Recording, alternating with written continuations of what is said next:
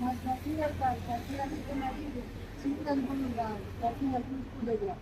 అక్కడ నేను మామూలుగా మాకు ఎప్పుడో గవర్నమెంట్ వాళ్ళు ఇల్లు ఇచ్చారు మాకు 40 సంవత్సరాలు ఇల్లు మేము ఇద్దరం కష్టపడి కట్టుకొని నేను నా భర్త ఆయన 6 సంవత్సరాలు చచ్చిపోయాడు అప్పటి నుంచి మేము ఆ ఇంట్లోనే ఉంటున్నాము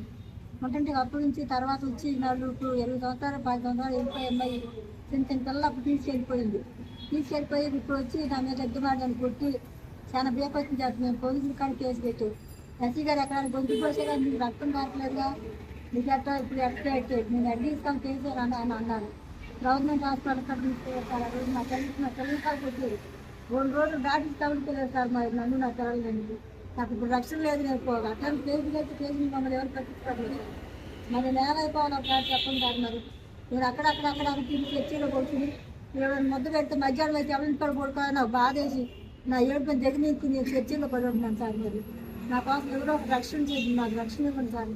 నేను చచ్చిపోయేటట్టున్నాను సార్ చచ్చిపోతే నా పని అయిపోయింది సార్ 2 సార్లు యాక్సిడెంట్ అయ్యి నేను ప్రాణంతో బ్రతికాను సార్ నన్ను బ్రతికించాడు దేవుడు ఇప్పుడు వచ్చినా నీ వర్షం చేస్తున్నారు మనవళ్ళు కొట్టారు పాళ్ళు కొట్టింది ఏనాడో వెళ్ళిపోయిన పాడు ఇప్పుడు వచ్చి కనీసం మా ఆయన చచ్చిపోయినప్పుడు కట్టాలి ఇప్పుడు వచ్చి నేను అడ్డపడి నన్ను ఇంట్లో లేకుండా లేకపోతే నేను ఎక్కడ కొడుకోవాలి చేస్తాను ముద్ద ఉంటుంది ఇప్పుడు 6 నెలలు అవుతుంది 5 నెలలు అవుతుంది ఆ ఇంటి కూడా ఇంట్లో ముద్ద ఒక గోడ పెట్టారు 2 కథ మొత్తం బస్సులు కాగలుగుతారు